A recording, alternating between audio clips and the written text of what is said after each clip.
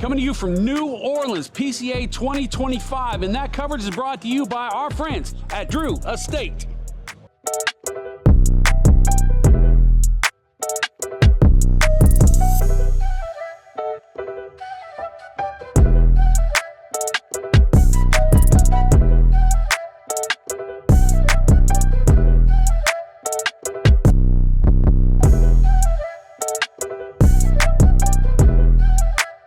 We cut this camera off and I have an hour with my friend Steve Saka. I'm serious, but that would not be fair to you because you're going to want to hear all the work. Do you sleep? Hell no. He doesn't sleep, but do you plan to sleep anytime soon? Hell no. Well, I'm greedy. I want every dollar I can grub up. And you're getting them all. I'm trying. I'm trying to siphon up that money. You've got so many releases coming out. I know Chief put on Chevette Report that, you're not putting out any releases at PCA this year, but it just I saw that in some podcast that like nobody was releasing anything new. I don't even remember what podcast it was. I'm like, when you put that out. Excuse me. When you put that out on Facebook, I actually messaged Steven at home. I said, hey, did you say anything on Chief Talk last night? And he said, no. I said, okay, Saka said, he goes, do you think I would say something like that? He was offended. And so I said, no, that's not what I meant. I was just making sure so I could send a short email to Steve Saka and say, that's not what we said. But I will say, in defense of everybody in the media, I was very late to do a press release, and I didn't even do a real press release. I didn't have time to write press releases on all the product, so I literally wrote this is all the crap we got coming this year, A, B, C, D, E, F, G, because it's mind-blowing. What all do you have? We'll jump in on that first. All right, well, look, I consider Sleeta Red new, even though we started shipping it about 4 weeks before the trade show. We got Umbagog Bronzeback Robusto, right? Bronzeback in a bigger size. We have the new Red Meat Lovers Fritanga. Fritanga, it's in a 6x52 Toro Prensado, but it's a spicier, richer version of Fritanga. In fact, I think that's one that Steven will really, really like. We have the Mickey Rita, the one I'm smoking now, the Mickey Rita, what do I call this? Gorilla Gorda. Gorda. Yeah, it's a 6x60, but I did a kind of a bullet head shape on it, so it's a little more comfortable in the mouth. We have two different samplers. We got an essential sampler that's really meant for the people that don't know Dunbarton. So here's a way for you to try 7 Toros from all of our core blends. Umbagog, BK Rita Blue, BK Rita Red, a Stillwell, a Sin Compromiso, a Sobremesa Solita, and a Sobremesa Brulee.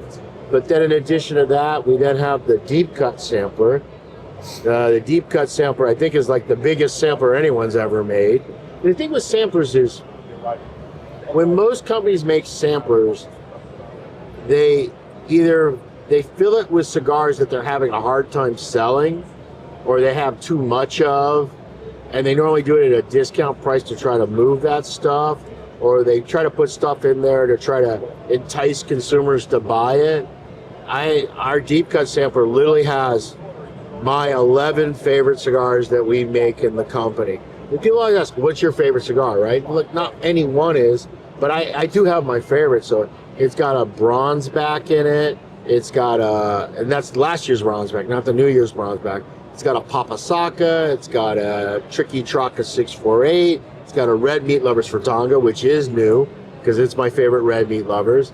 Western Sakas, you'd think it would be Krakatoa or Bewitched because they're the two newer ones, but really, personally, Nakatamale is the one that I smoke the most of. So the Nakatamale's in there, a Sleeta Red, a Sobremesa Brulee Blue, Todos Los Dias Stick Lonsdale, even though we don't make it to sell it. I still have the factory make me like 500 at a time because it's my favorite Todos Los Dias of all time. So I smoke that. It's got a Sin Compromiso Paladin de Saka. It's got a Saka Khan. And then it's got the new Word of Saka. That's the one thing in the product that nobody has tried is a Word of Saka. So it's a sampler of A, my favorite cigars, B, not shit that I want to sell at a discount because look, we're back ordered on Bronzeback, we're back ordered on Papa Saka, Fritanga's new, Solita Red we're behind on, Todos Los Dias we don't even make on the regular. Syncom for me, so Paladin Saka, what is that, a $30 cigar, right?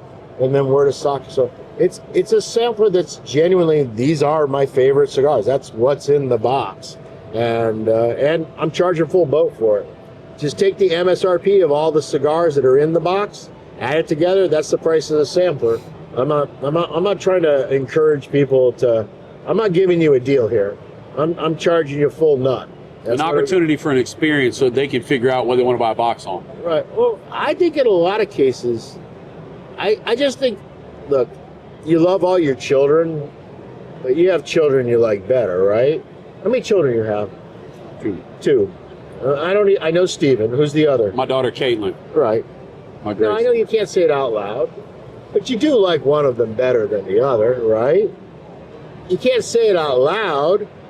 This is me saying it out loud. These are my favorite. If you said, what are your favorite cigars that you make at Dunbarton? That's what's in the box. Exactly. Nothing is in the box because I need to sell more of it or because I'm, I got plenty of these, because there's some cigars in there that are going to be a little bit problematic. But it's only one cigar. So, honestly, I know I'm biased, but I don't know if anyone's ever made a sampler. Look, they made prettier samplers, prettier packaging, but I don't know that anyone's ever made a sampler from a smoking point of view that's as sexy as the deep cut sampler. I like the fact that you moved the Nakatamale band up from the foot. Well, I had to so it could show up in the window. So it could show up in the window. Right, because I wanted everybody to be able to see, because the way the sampler's done, so that way the consumer can see what's in the sampler. Right. And then on the back of the box, it has a list of all the individual cigars too. So we got the deep cut sampler. What else we got? Oh yeah, we got the Jubilee, the Dunbarton 10th anniversary, which I'm smoking right now, which is this one here. So, and this is a weird one, and I'll tell you why.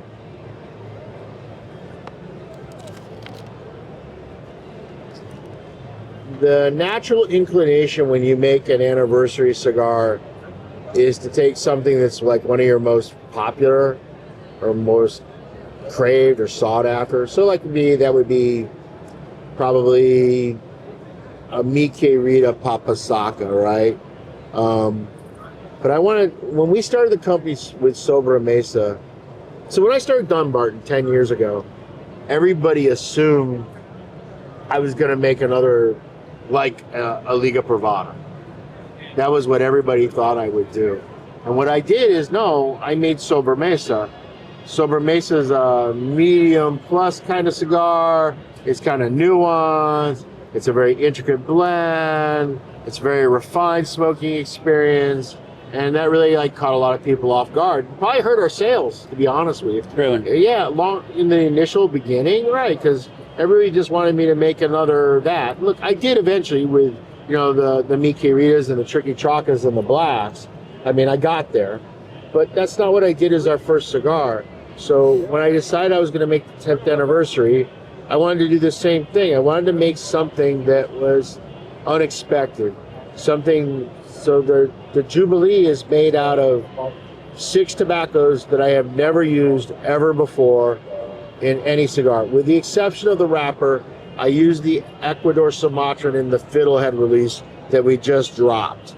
But other than that, this is the first time the fillers, all these fillers are fillers I've never used before. The binder's a binder that I've never used before. And so I wanted to make a ground up blend that tasted unique, tasted different than everything else in the portfolio. And then I was kind of like, also when you make an anniversary cigar, you almost always make it in a celebratory size, a Salomon, or Gran Perfecta, or something like that. You know what? The blend tastes the best in a 5 5/8 by 48. That's where the blend tastes the best. Yeah, it's not a traditional anniversary release, but I wanted to make what I thought was right for it. And then I got to the packaging, and the same thing with the packaging. You normally make a very grandiose package for an anniversary cigar. A fancy cabinet, something elaborate. And I was kind of like, you know what? I'm going to make a really kind of chill, subdued. My favorite part of this project is this. this spider paper. You know why this spider paper is? Because when I got into cigars in like the late 80s, really heavy, the best brands came with spider paper in the boxes. Fuente used a lot of spider paper, right? A lot of the high-end Dominican brands. So this is a very old school thing. And I don't know, it just makes me happy to see it in a box that nobody uses anymore. So everything about this product is kind of weird. A blend that nobody expects, in a size that nobody expects, with a packaging that's a little toned down, a little, you know, not a hammer over the head, not too blingy. And oddly enough, it's expensive, but it's not like an anniversary price cigar. It's like $18 roughly, I think, MSRP, somewhere in there. I don't know the exact number. We have to ask the sales wings, but it's in that ballpark.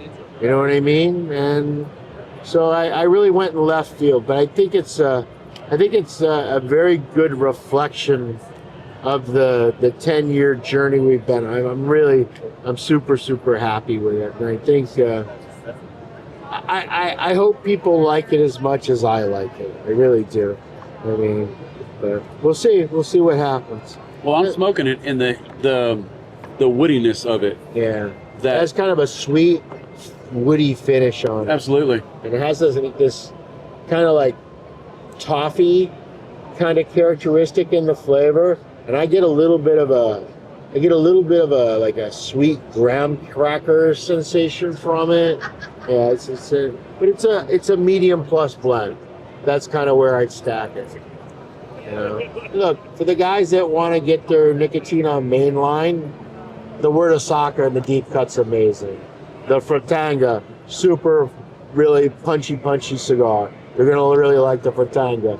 We're gonna have an exclusive later in the year from my friends at BL, the Harrisburg people, Kanalam. Super full body, super. So look, in the year there's stuff for those guys, but I just wanted it to be for me. So I'm really pleased with that product. So, and of course we have we're showing the year of Duque, even though we're sold out of it. But we're asking the retailers to tell us how many year of the whatevers. I already know what the year of next year is. I'm already working on the cigars. In fact, I'm actually making the cigars already. But I'm not ready to disclose who it is. But I totally missed the boat on the year of the Duque. I didn't make anywhere near as many as I should have. So we're kind of asking our accounts to say how many you're interested in. Not asking them to order it. They don't even know what it is. They don't even know what the price is. But just kind of give me an idea. You think you're going to want 10 boxes? You think you're going to want 25 boxes? Poor Jeff Borshowitz at Corona Cigars, he wanted 350 boxes of the year of the Duques. I'm like, Jeff, I can give you maybe 75. You know what I mean? Because you're trying to treat all your accounts equally to support you. And so we're asking the retailers how many of the Archive Series double wides. Not asking you to place an order, but how many are you interested in? Look at that. You know? That's pretty. Yeah. It's one of my... So the Thick Lonsdale is my number one in Todos Los Dias. This was my number two in Todos Los Dias, the double wide. And then same thing, like we're doing a whole new holiday this year in a different size. We're doing a 5x48 in the holiday. And we've never... Are you surprised the Stillwell Star has done so well? I mean, I know you love it. It's a pet project. Just for your experience. No, I'll tell you the truth. It's done really, really well and really, really bad. So when we first launched Stillwell Star, you had the 4 different presentations, right? You had the aromatic, you had the English, you had the Bayou, and you had the Navy. For the first year and a half, they all sold equal. Now, the aromatic rules the roost. Everybody buys the aromatic, right? Now, there's guys that love the Bayou and the English, and it still sells, but it sells at a much slower pace than the others, right? The Navy doesn't sells about a quarter of what the aromatics do. Really? So I now know the market, they like the number 1, they like the 22, they like the holidays. That's what the market likes. So next year we're going to revamp the holiday line. And look, my job is to make cigars that people like and want to buy and that do well for our retailers. We're going to change the line. So whereas we've been doing like aromatics as a special holiday release, it may flip around where I do the traditional as the holiday release. So that way the guys that like the traditional ones, they'll give them an opportunity to still get it, right? But for our retailers, I know that the aromatics are where it's at. So, but that's for 2026. Let me survive the next 3 days, and then I'll figure it out. But I wanted to do a different size because I think this year's holiday, I really love it in the 5x40. I think it's the right size. So me personally, Stillwell's one of those change of pace cigars. You notice there isn't a Stillwell in the deep cut sampler, right? Because Stillwell's not one of my favorite cigars. It isn't. Stillwell for me is an occasional, I want to change a pace. But there's a lot of people that love Stillwells. They smoke a lot of number ones. It's their favorite cigar, or the 22s, or the holidays. So, but I made it in a smaller Vitola, and I really like it in the 5x48. I still don't think it would ever make the deep cut, right? Because again, it's still going to be one of those oddball kind of things for me. But I really like the 5x48. So it'll be interesting to see how consumers respond to it this year. But the 5x48, it seems like the other thing, because I think the reason I like it is it's not as big a commitment. So I want that change of pace thing. The 5x48 is enough for me to give me the change of pace that I'm seeking versus smoking the larger Vitola. So for me, I really like the smaller format, you know. But like I said, I think when you come here to trade show next year, you're gonna see the whole Stillwell line. I'm gonna revamp it, make it a little different. All right. So I got a question. I know your business acumen is par excellence, right? But I mean, let's face it. At 10 years, you're swinging way above your weight, right? I mean, that's hard to beat my weight. You're making a huge impact. That's a hard number to hit, my friend. I should have had better words. No, I think what most people don't realize is we're still a small family company.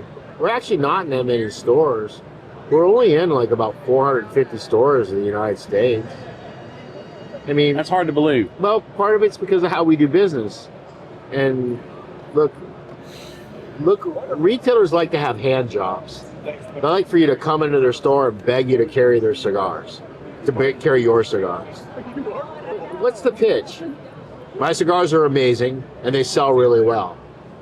That is the pitch from everybody. What else are you supposed to say?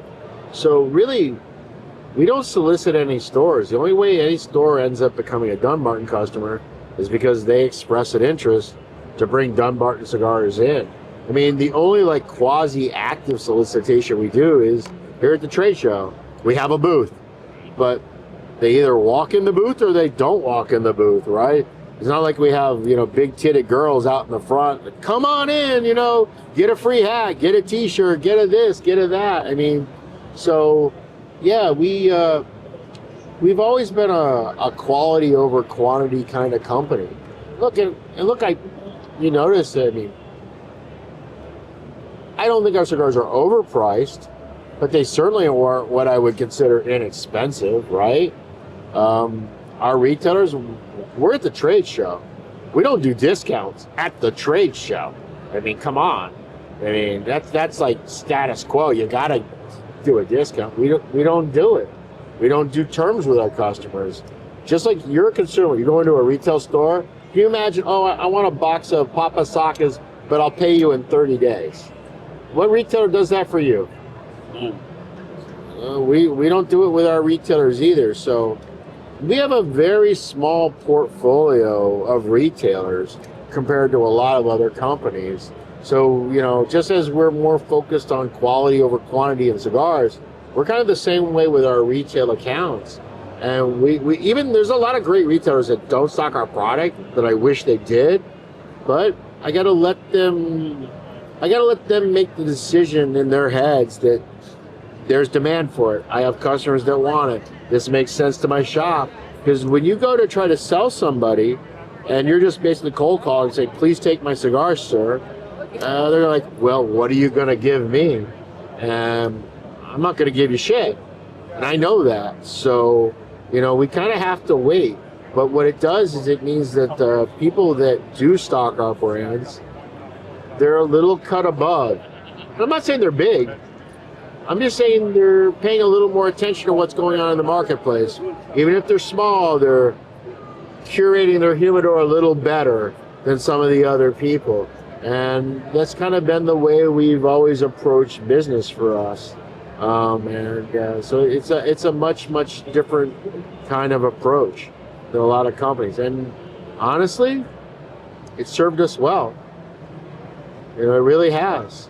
And we sell to most of the big box guys.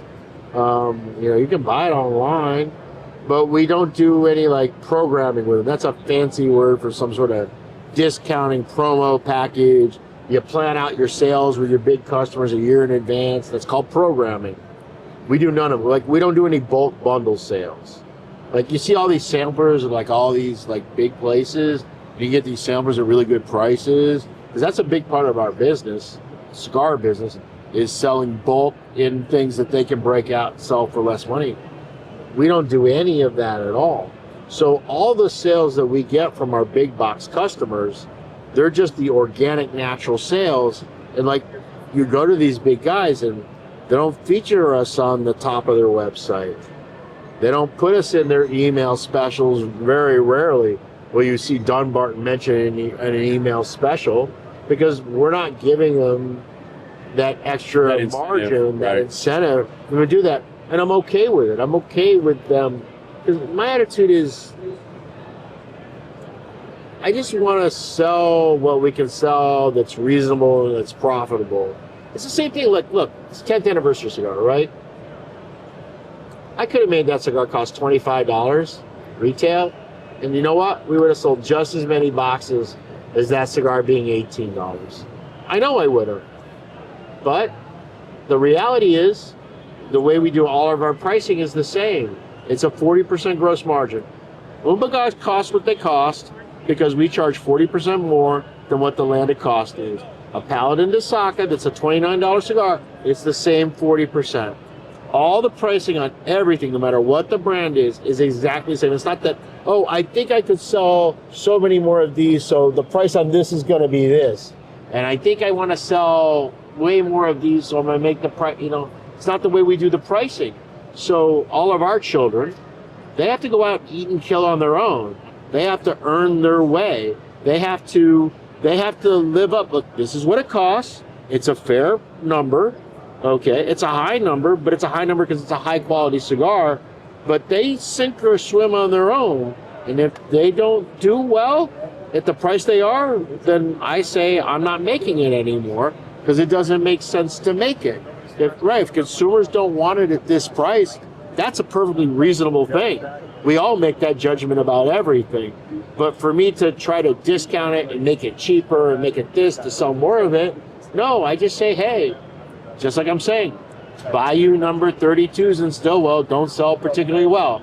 So guess what? Bayou number 32 will go away next year.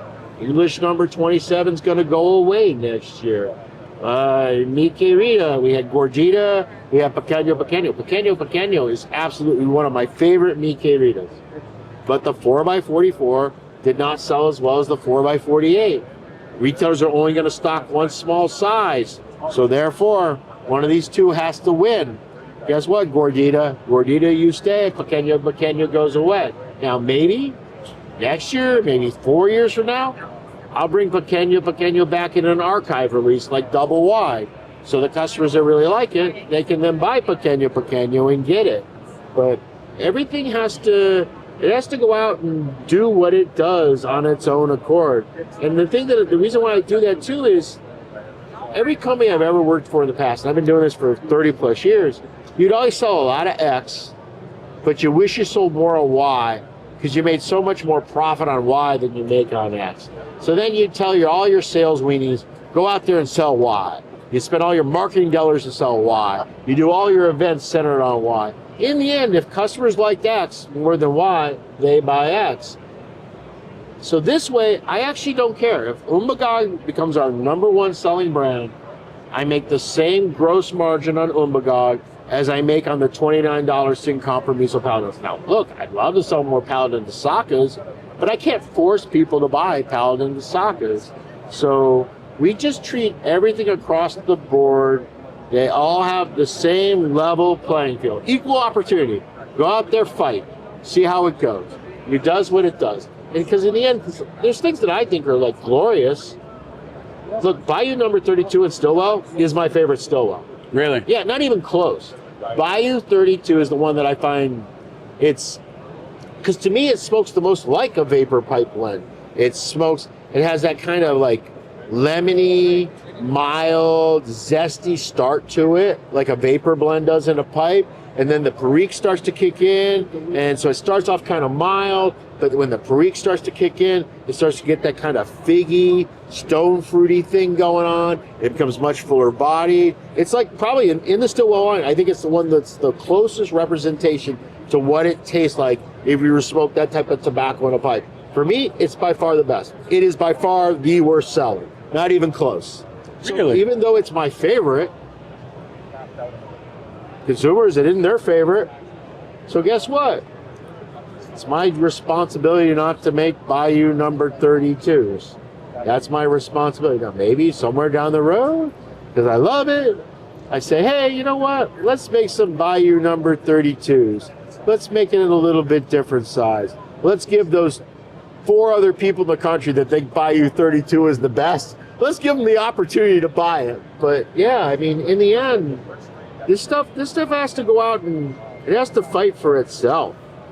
It has to do what it does. I mean, you can't make consumers fall in love. No matter how much you market. You can get a short term. You can market your way to selling a lot of something in a short window. But look, here we are. It's 10 years later. Sober Mesa, the original blend. We renamed it Sober Mesa Salida. The reason we renamed it because there used to just be Sober Mesa, and then we added Brulee, and that's kind of like, how do you describe the original? The old Sober Mesa, not very sexy. Right. So we added the tagline Salida to it, so it was easy to identify, but Salida is still growing as a brand 10 years later. And the reason why is because there are customers that they really love that blend. You know? I'll tell you what, the Sober Mesa Elegante and Cedro, if I had that in my humidor, It's a great cigar. I will pull that out when I'm doing something else. Yeah. I will pull that out when I want time by myself.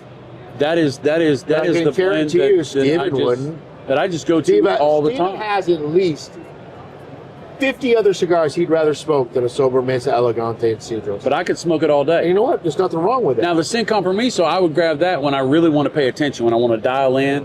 I'll cut the vents off in the shop, in the studio, and allow that smoke to just kind of hang around the room. And I would just immerse myself in that cigar. But that Elegante and Cedro, and it's one of those cigars because sometimes in all reality, when you smoke a cigar, the first cigar I smoked with you was the Mike Rita, where I messed up the name really bad, right? That was my first ever interview, and that has a moment in my heart. It really does. And so I enjoy that cigar. My spider paper in the box. Because it's got Makes you feel a certain way. It's got an emotional moment to it. But the Sober Mesa, it's not an emotional moment. It's just a cigar that I could just sit down and enjoy. And I like the Elegante and Cedro because it's so big. So before you came here, Kevin was here. Cigar Prop, right? Kevin. And I think my favorite cigar that I make is for him, the Toro Size and Salida. I've released like 4,832 new blends since that day. But yet, for him, that cigar that I was making 10 years ago, as far as he's concerned, nothing's been better than that cigar. Other people, Sober Mesa, Salida, who cares? I'd much rather smoke a Tricky Traca, right? I mean, that's the beauty of it. Everybody has different likes and dislikes and what you like. for me, the task is to make everything of a certain grade, to make everything of a certain quality, to make everything of a certain standard. But you can't decide what's going to sing to you as an individual smoker or consumer. We all have different likes and dislikes. Now, some people, they play the field. They like the variety. Other people, they pretty much just stick in our heavier body blends. They'd rather just smoke Tricky Traca and Mickey Rita Black, and they'd rather smoke the Krakatoa or the Unstolen Valor and Moestra. Unstolen Valor is a wildly popular cigar with the guys. Unstolen Valor is probably the most popular Moestra with the guys that like to smoke on the heavier, spicier side, right? I'm perfectly okay with that. Separate of that, you got the first one, the Exclusivo. All the tobaccos on that one are aged 7 years. It's like super chill, super kind of mild, super kind of refined. You know what I mean? Other guys like, why did I pay $21 for this? Where's the meat? But for other people, that's what they want. So the concept is to make a bunch of different profiles, a bunch of different genres, but to try to make them all the same. Because people always say, what's your best cigar? They're all my best cigar. They're just different. It really just depends on what you like to smoke. The only thing I can say isn't my best, Umbagog's made it a lower grade, okay? Popetta is made it a lower grade. But the price is reflective of that, right? But honestly, we have a lot of customers. Their favorite cigar from Dunbarton Tobacco Trust is an Umbagog. Do you not understand that as a cigar manufacturer, every cigar is supposed to be attached to your value and self-worth, right? Do you not know that it's supposed to be an ego trip for every cigar that you produce?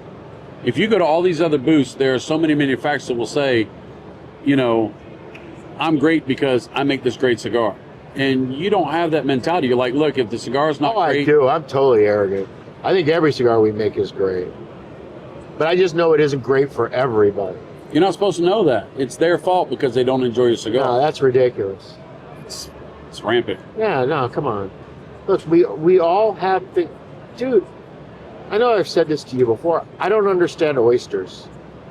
They're like snot on a shell. I don't get it. I don't understand why there's millions and millions of people worldwide that this oyster, that oyster. Like, it's disgusting. But I'm not the arbiter of good taste. I'm the arbiter of my taste. So what you're trying to do is you're trying to make all of these different things so that hopefully they're going to find something in the portfolio. Now, luckily with Dunbarton customers, they're probably going to find multiple things because for them, because I'm the only one that tastes and blends everything, like none of my people in my company at the US level or even at the Nicaraguan level, they don't get to have an opinion. So I'm the sole arbiter. It ends with you. It all begins with me, it all ends with me. So if you don't like what I like, you're not gonna like anything we make. You're just not. So if my palate doesn't align with your palate in some way, it's not gonna be. But my palate isn't gonna align with you on everything, right? I understand that Sobremesa Brule Robusto is gonna be like, yeah, it's a fine cigar. But what you hope is even the guy that doesn't like it, like it isn't for them, that they still say, you know what, that's a really good, really well-made cigar, really nice materials. It isn't for me. I'd rather smoke X over here. That's what you're really hoping, because the goal is to try to make everything of exceptional quality, even if it isn't right for you personally. And that's the one thing that I'm really, I think as a company, and I know I'm biased, and I know this is going to sound like a totally dick thing to say, I'm going to say it anyways. I actually don't know of any company that makes the level of quality across the portfolio from bottom to top that we do.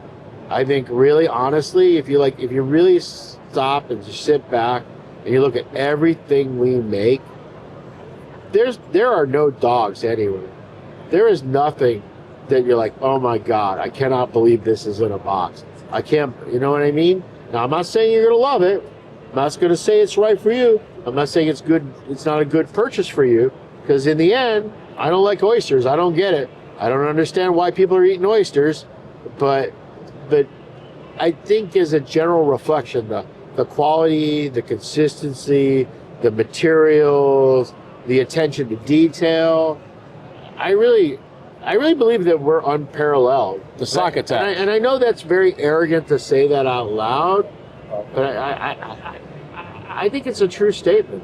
I think, and also I think that's why we've been blessed, where consistently every year we just keep growing and we keep doing better.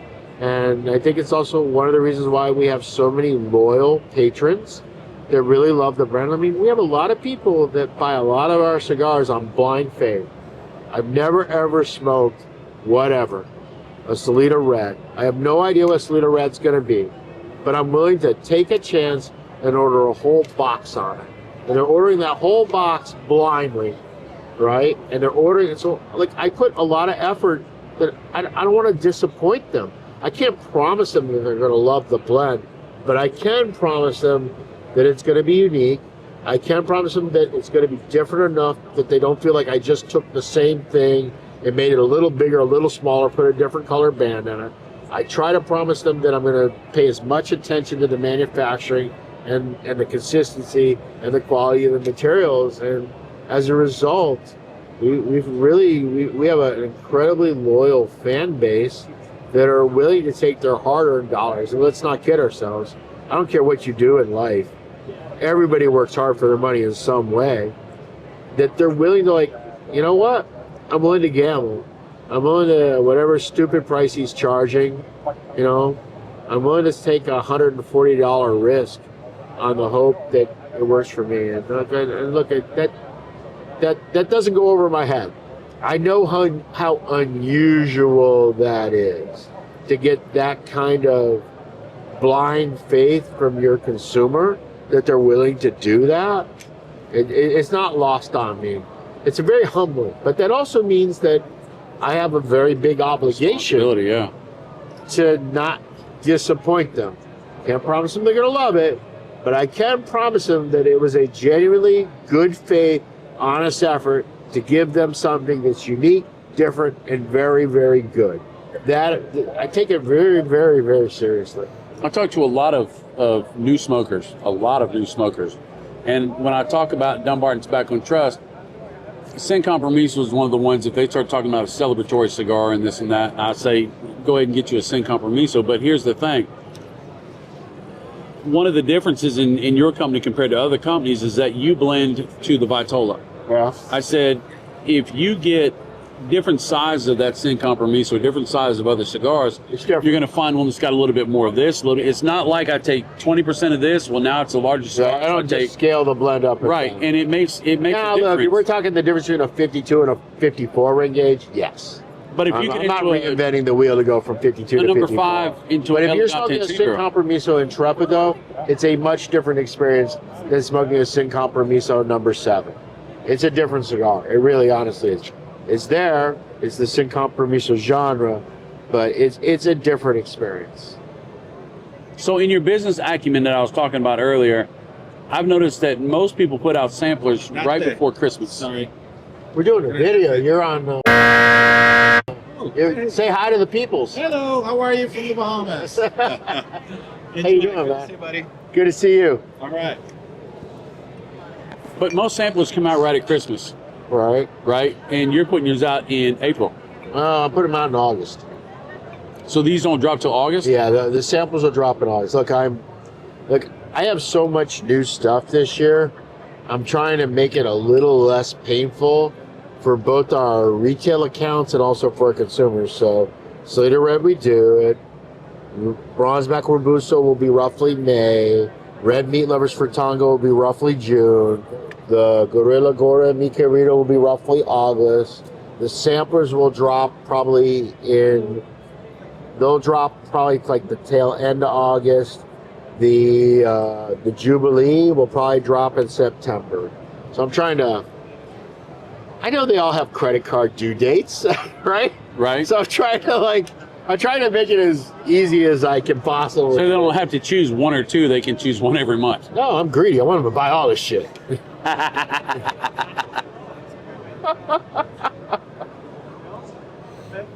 I tell people your story.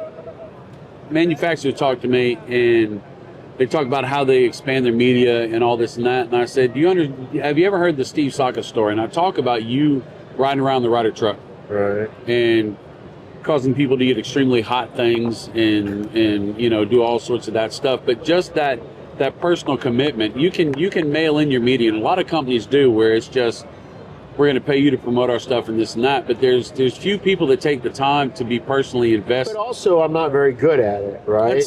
You're a master at the social media. Miss.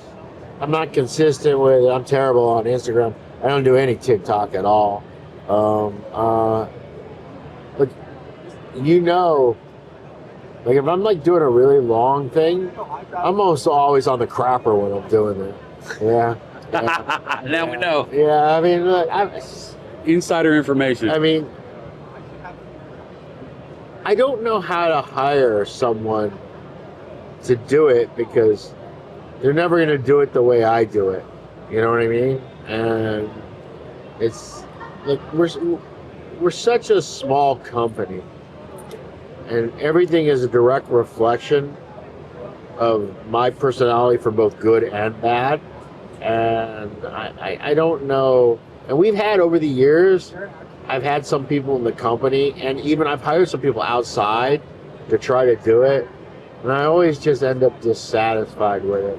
So I'd rather it be up and down when I have the time and just do it myself than try to get somebody. But look, it's a much different thing.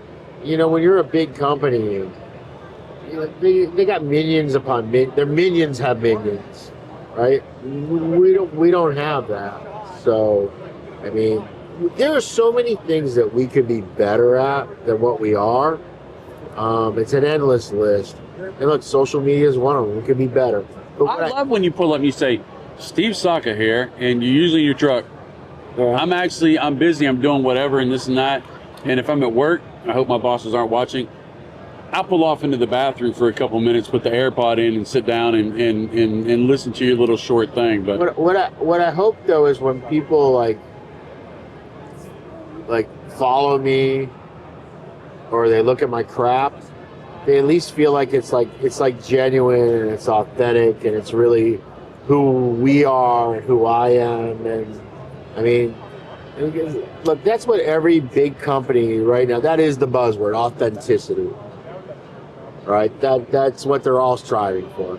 They have all these ad agencies striving to make them authentic. I think the way you're authentic is by being authentic, not by trying to be authentic. And I actually believe his generation, Steven's generation versus our generation, I think their bullshit meters are better than our bullshit meters. And I think our bullshit meters are better than our parents' bullshit meters. That when they were getting fed what was that TV show about the advertising agency with Don Draper? Mad Men. So this generation, as they get younger, they're hit with media and advertising. It's like literally like a fire hose all the time, nonstop, right? So I actually think their filters are better.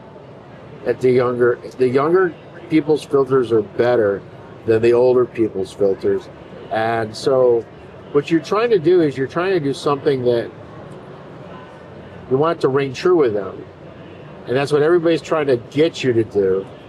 But there's a difference between trying to be authentic and being authentic. Because authentic comes with a lot of warts. Authentic comes with a lot of rough edges. Authentic comes with a lot of things that are necessarily not really all that sellable, not all that marketable, not all that packageable. But I actually think that for that 27, 32-year-old, they like it. They prefer it. They'd rather it be raw and feel true to them than processed and refined. So that kind of, because I'm who I am, it kind of really works well for me. Because I say a lot of stupid shit. I've got a chance to actually, Chief's pointing at me. I've got actually a chance to go out and see your warehouse. We're in Dunbarton, went out there, and it is so blue collar. Yeah, I mean, it's truly blue everybody collar. in our company. I was expecting to see big Dunbarton signs on the walls or on the and it was literally, you didn't even know that's where it was. We don't even have a saw sign it on the little sign on and the honestly, right the by the sign road. that's on the road, it ain't because of me.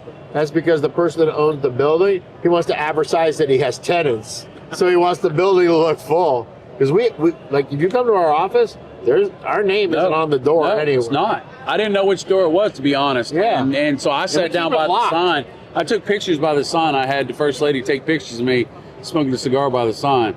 I think even on the sign it's wrong. Right? It's just Dunbarton Tobacco Trust, right? They don't even have the ampersand. Right. I don't give a rat's ass. It doesn't matter to me. But yeah, look, no, it's definitely, look, our offices are not impressive. It's some desks, it's some computers, but we got really good cigars. You know, I actually think our warehouse is impressive, and I'll tell you why. Not because it's so large or so. It's because there's so much snow out there with y'all are working, for goodness sakes. But it's very clean. It's very organized. Yeah, Allie runs the warehouse. She's great. She does a good job. Yeah, she'll never see the video, but Allie, you're fantastic. Yeah, it's we're a blue collar company, and everybody, look, I grew up in a trailer park, you know, kid of an immigrant family.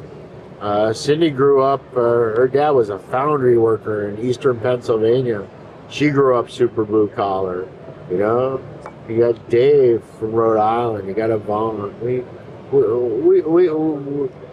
don't have anything sophisticated anywhere in the company. Yeah. It's who we are. And look, we want the products to be amazing. We want them to feel refined.